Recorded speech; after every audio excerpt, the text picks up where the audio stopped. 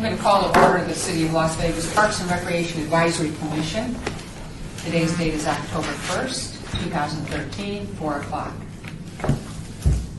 We will now have the compliance with the open meeting law. Yes, we are in compliance. And I will do the roll call. Yes, please. Chair White, absent. Vice Chair Buckman, Here. Member Armenian,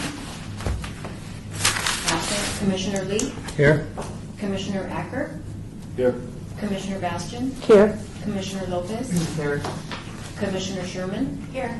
Commissioner Foger, absent. Commissioner Farler, absent. Commissioner McCurdy, absent. Commissioner Teal, absent. Commissioner Thomason, here. Commissioner Thompson, absent. Commissioner Becker, Here.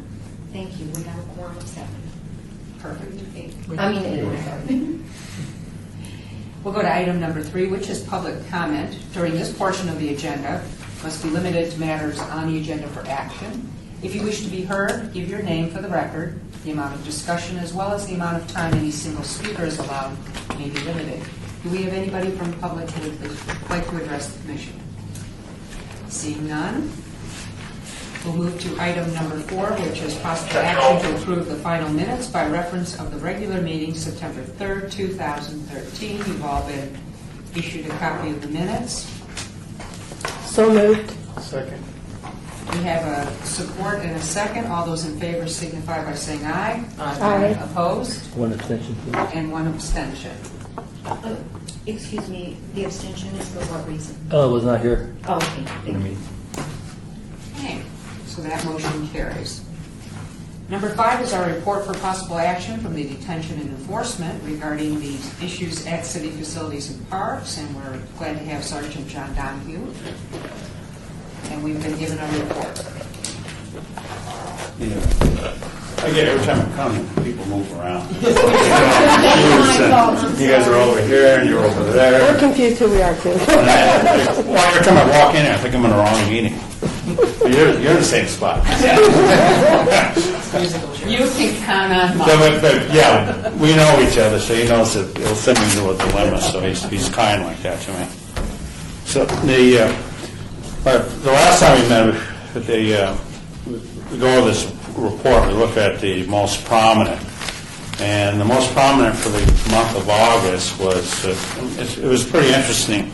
The federal government gave cities money to buy up foreclosed houses so they don't go into disrepair and end up putting them back in the market and trying to sell them. So the city has a number of these houses that the city rehabilitation, what's the name of that department?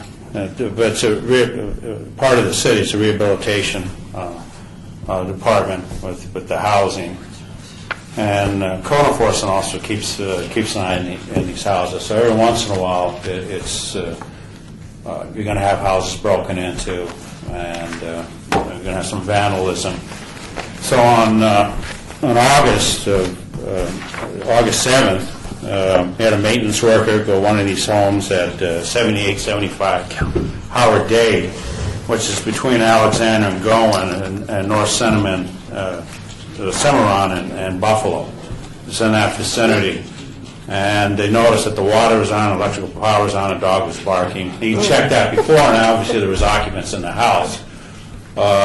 Called his supervisor. They called the marshals to respond.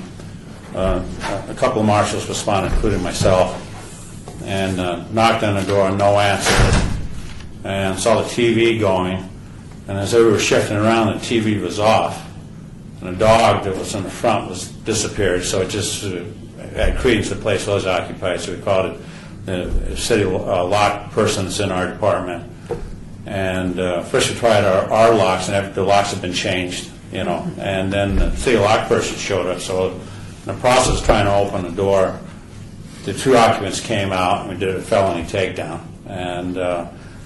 And they had a lease agreement which was fraudulent, and so they named a person. It was a couple They weren't married, but they were together, and there was a son involved who wasn't there at the property at the time. So through our investigation, when we responded, we did a cursory, we checked the house real quick. The house is still in good order, but the city does a good job restoring these houses. It was in excellent shape. Even though those people were in there illegally, they kept the house up. And we noticed a lot of suspicious items in the house. And we upstairs, we saw what looked like a number of credit cards and checks and a lab forgery system, where they were forging checks, things of that nature, and a lot of things that looked like to us like stolen property, and multiple IDs of different individuals that looked like they were taken in burglaries and auto burglaries.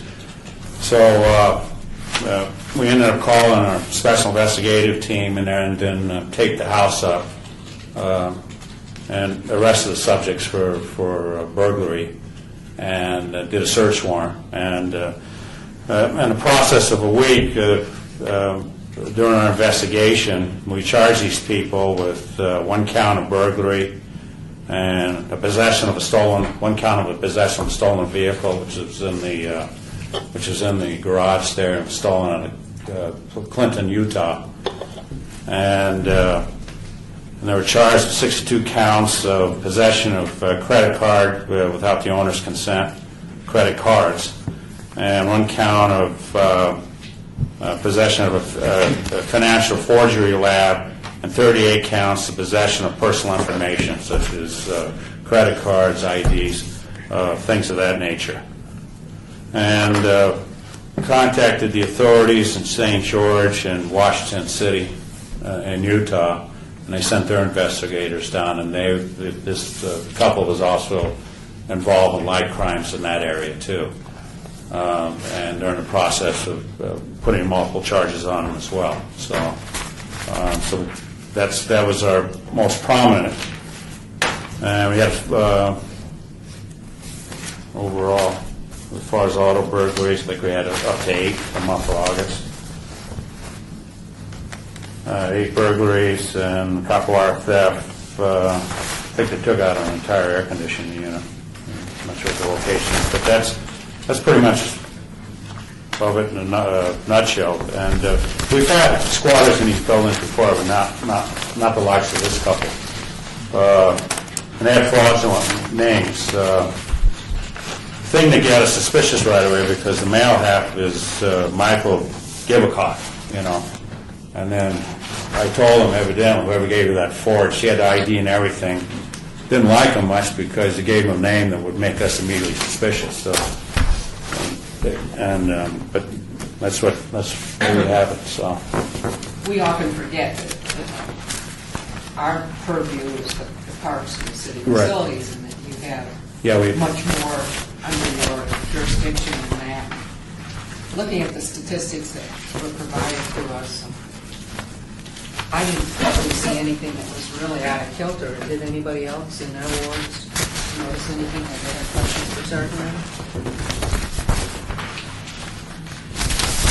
Well, I have a question. So you're saying this, so the city purchases these homes through federal funding. Okay. Right.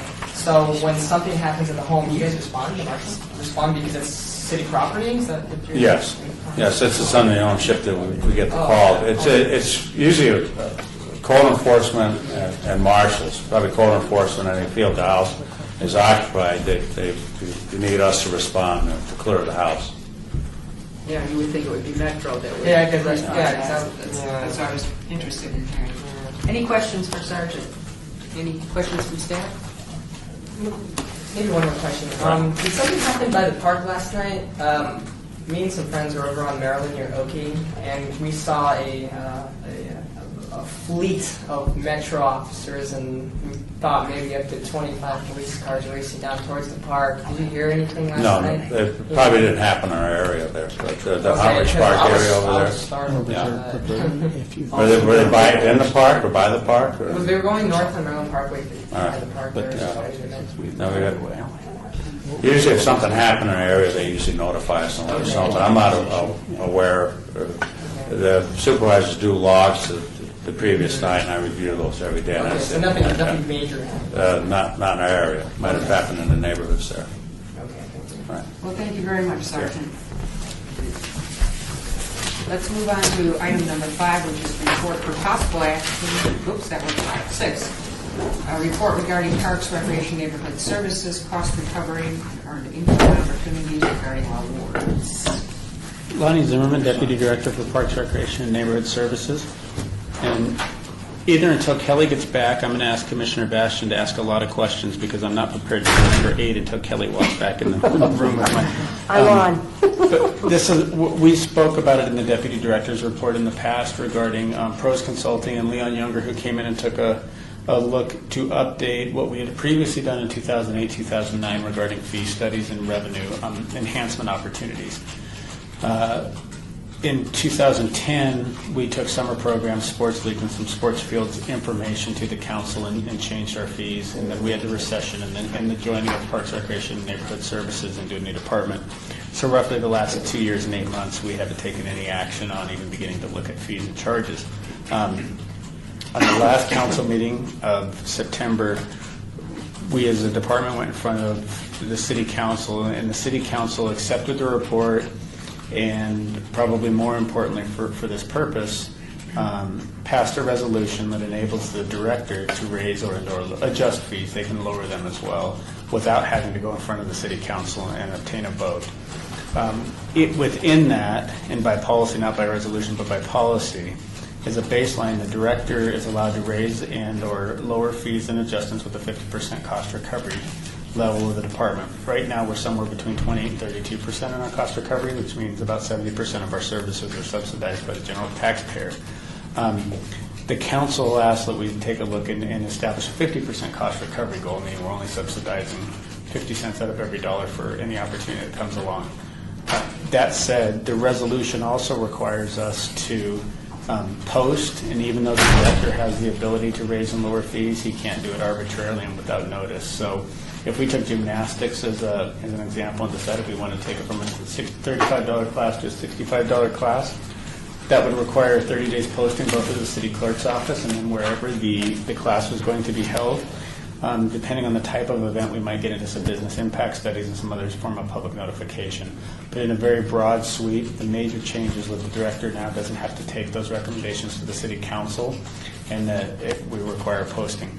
The other thing that I think is really good for a foundation for operating for our department that we have been good at for the last 50 years of our existence is having one true fee schedule. Most of our fees are memorialized either online or in our leisure guide, but we don't submit as part of our budget process a listing of all of our fees and classes. That will now be required on an annual basis, which I think will be very good, at least historically. And should there be any changes in the future, we would have some reference as to what we did charge at one time. So, in short, that was the goal that we set out for, and that was the accomplishment with Leon Younger and Pros Consulting. And I can get anybody the report. It was also posted online. But the report is available. It's lengthy. I'd rather get it to you electronically than written if anybody wants to take the time to read through their entire report. Questions? Yes. When will organizations start being aware of raised fees?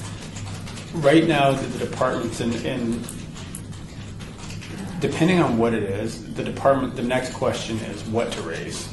And we wanted to set the mechanics right before we got into what to raise. The goal departmentally is to recommend about it. Last year we made about $7.6 million in revenues. We want an additional 2.5 as a department, and that'll get us close to 50%.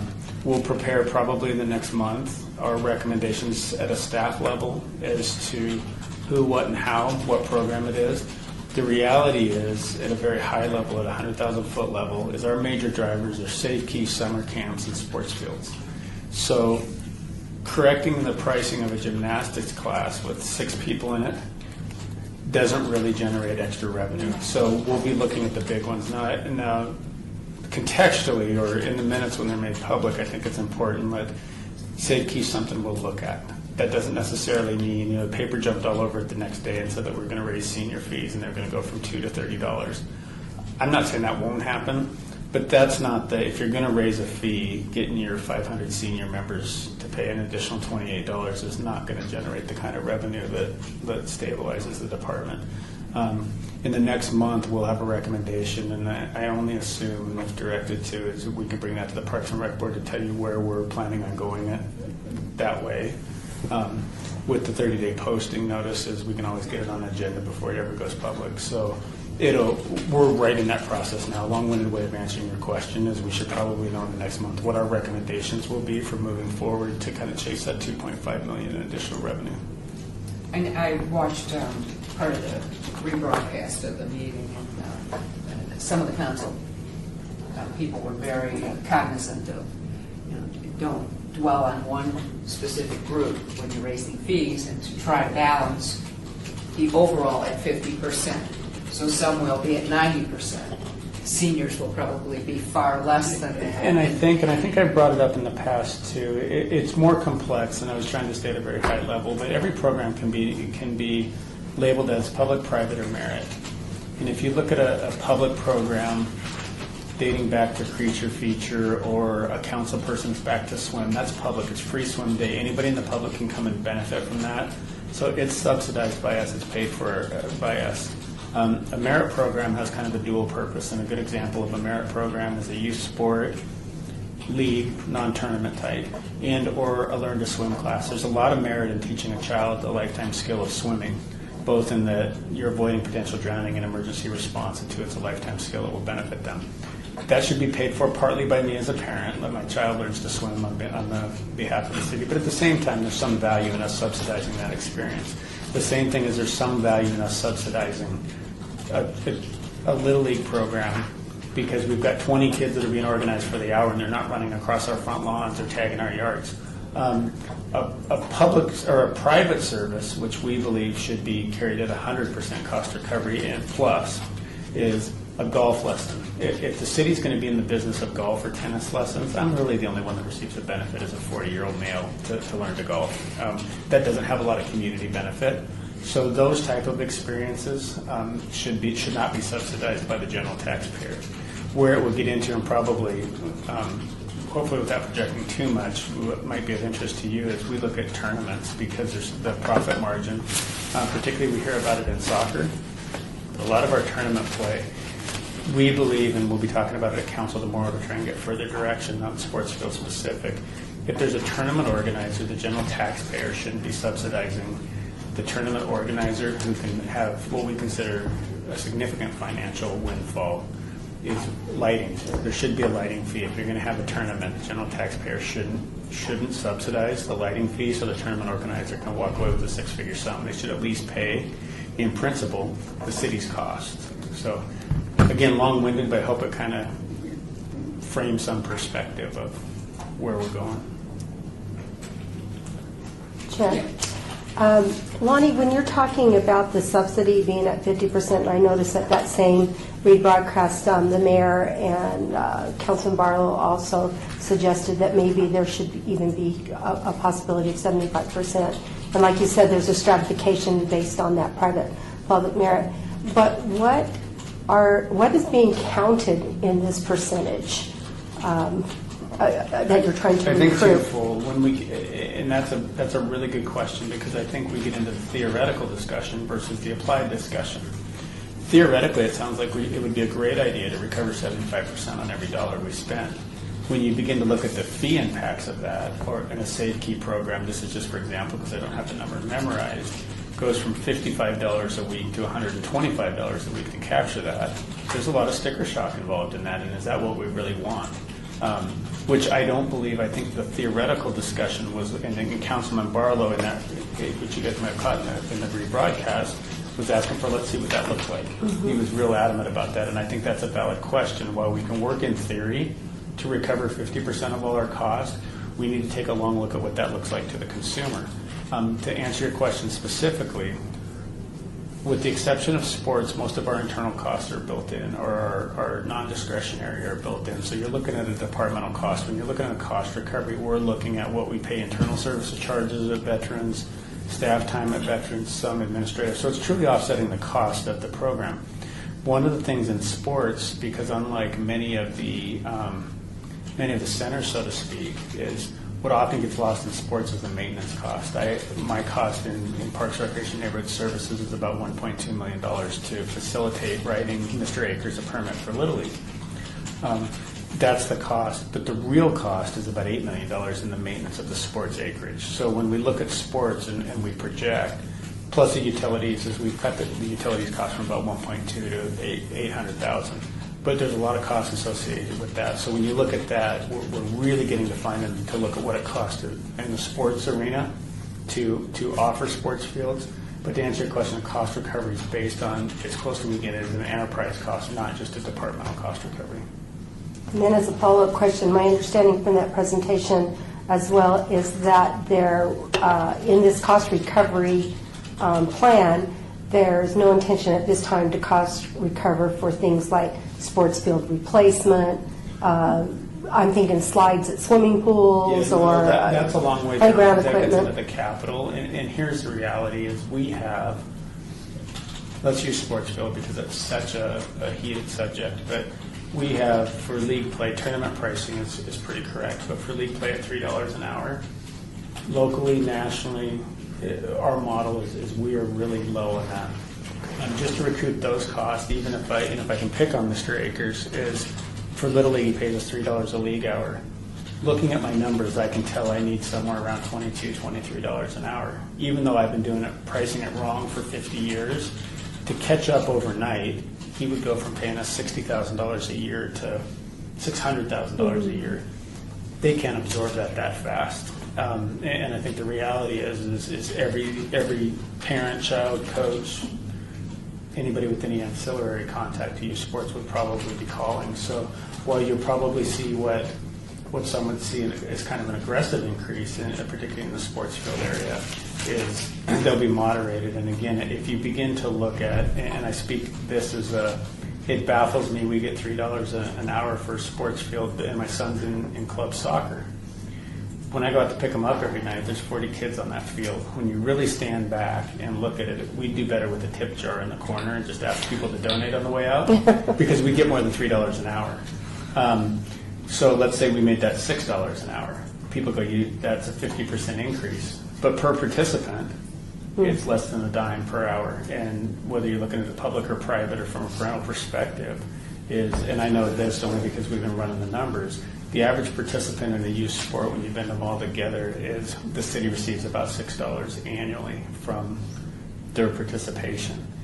The clubs, particularly soccer and lacrosse and even the football, garner a lot more money. I can speak as a youth soccer parent, is the checks I send to youth soccer are considerably more than $6 annually. So it's when you start looking at percentage, and if we were to increase a fee by 100%, as long as the club doesn't jump in with another administrative fee to offset the cost, they're really marginal. And I only assume that will heat up in the future as we have that. So I think understanding the dynamics and understanding if you have a club that's in it for the best interest of the children, is the costs are really marginal per participant. My fee as a parent should not go up more than about $10 a year if I implemented a $10 lighting fee annually. But that'll get lost in the message that we've tripled our cost. I don't know if that muddied the waters or cleared it up. No. I was just kind of curious how deep it was going to go in that cost recovery kind of formula that's put together. That in a perfect world, eventually 10 years from now, we'd like to have the formula go to all programs. But the recommendation would be to look at our major programs right now and move forward in that, and then correct the higher hanging fruit, the mommy and me classes, and those who have substance but don't have a lot of volume. It doesn't make sense for us to correct every program with 5 kids in it right now because the volume's not there enough to close the revenue and expense gap. makes sense. Thank you. Other questions? Well, thank you. Let's move to item 7, which is discussion for possible action regarding the proposed project by the Castro Verde. Is that it? Yep. Alex Castroverde, to adopt part out of the Hundred Circle Park, which is located at 1251 South Maryland Parkway, Ward 3, Councilman Coffey. Thank you, Chair. Yes, Alex Castroverde's law firm approached me not too long ago, and we held a discussion about possibly having their law firm adopt Hunter's Park across the street from his office. Now, I didn't have all the answers to that proposal, see? So I don't know how the city goes about doing that.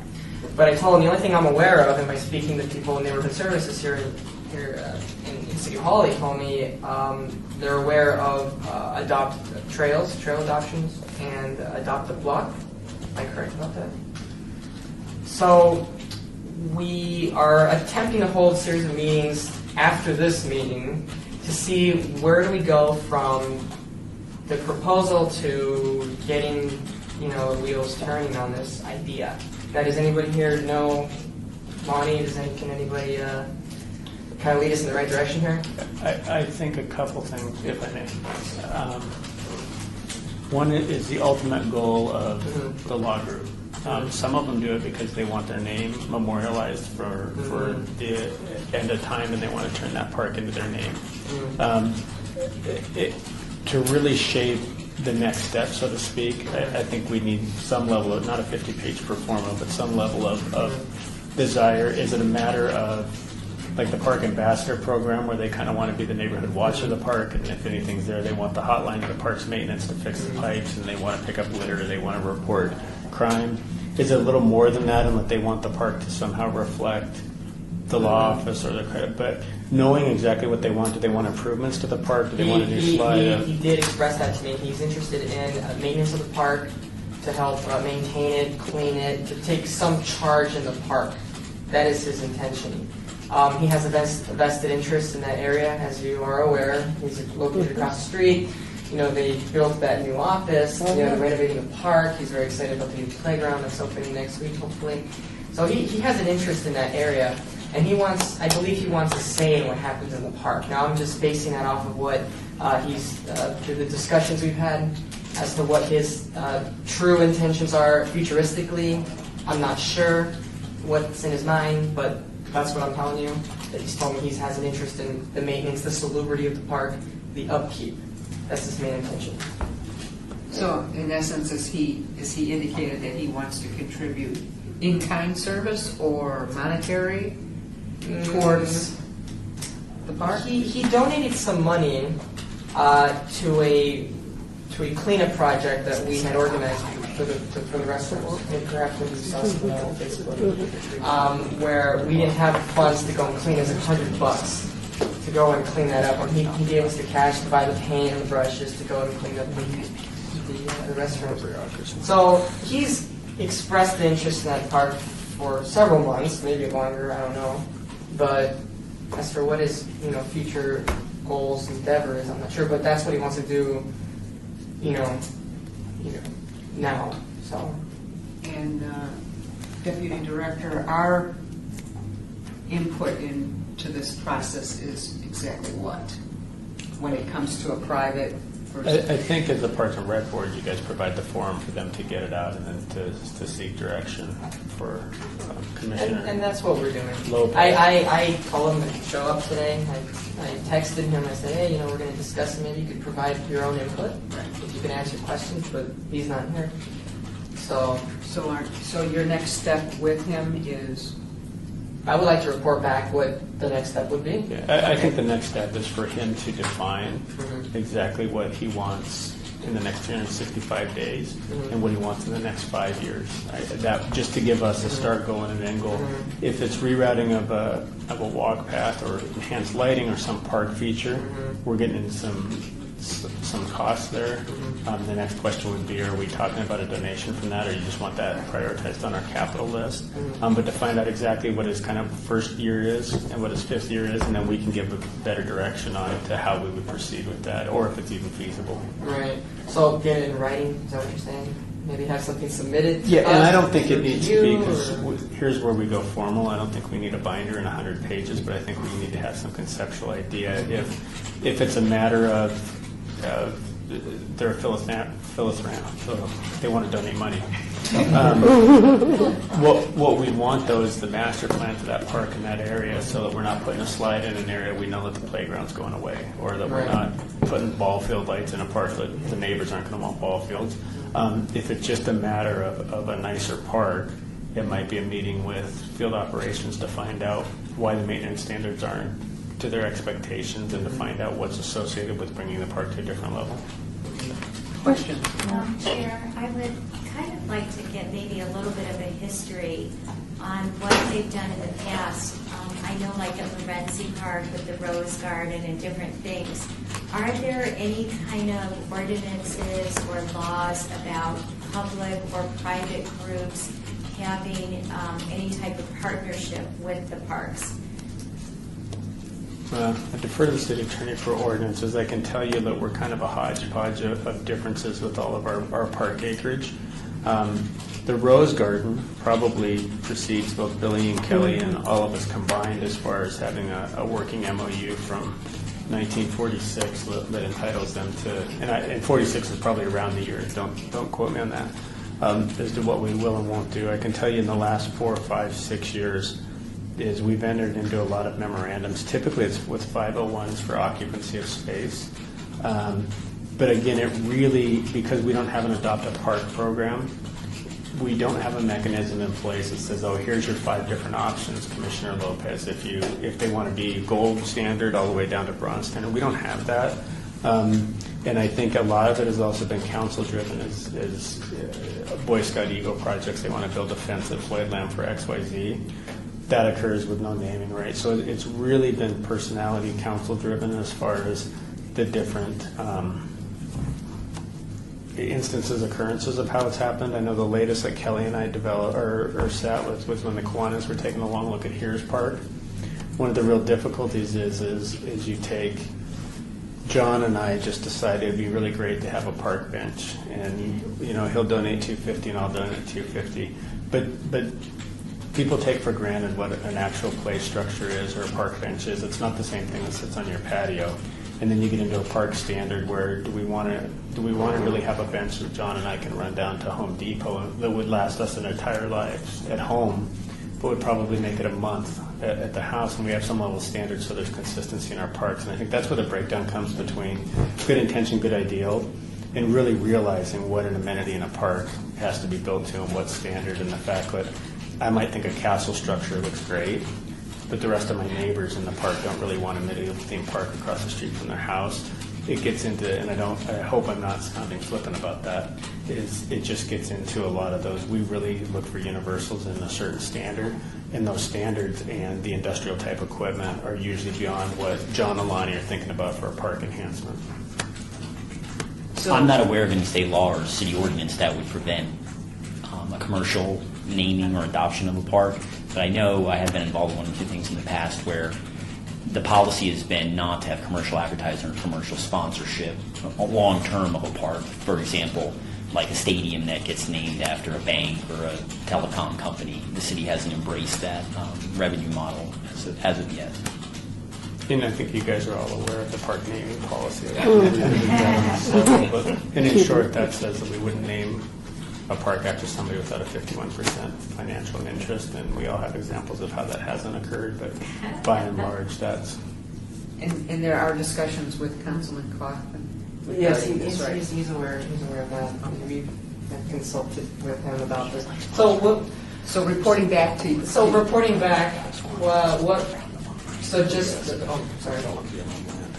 Sorry, sidebar with the attorneys. Right, so another issue is the BLM parks raises a whole that's series of its right. own issues. So of course, step 1 would be, what are his long-term, We can get, again, if we could get a 1-year plan and a 5-year plan just to try to grasp what they're... but obviously that would have to be written down somehow, right? Okay. I would recommend that. It's not a formal presentation. Oh. It's kind of a brainstorming of what Right. they vision they Okay. would like to see across the street from Okay. their corporate headquarters. Great.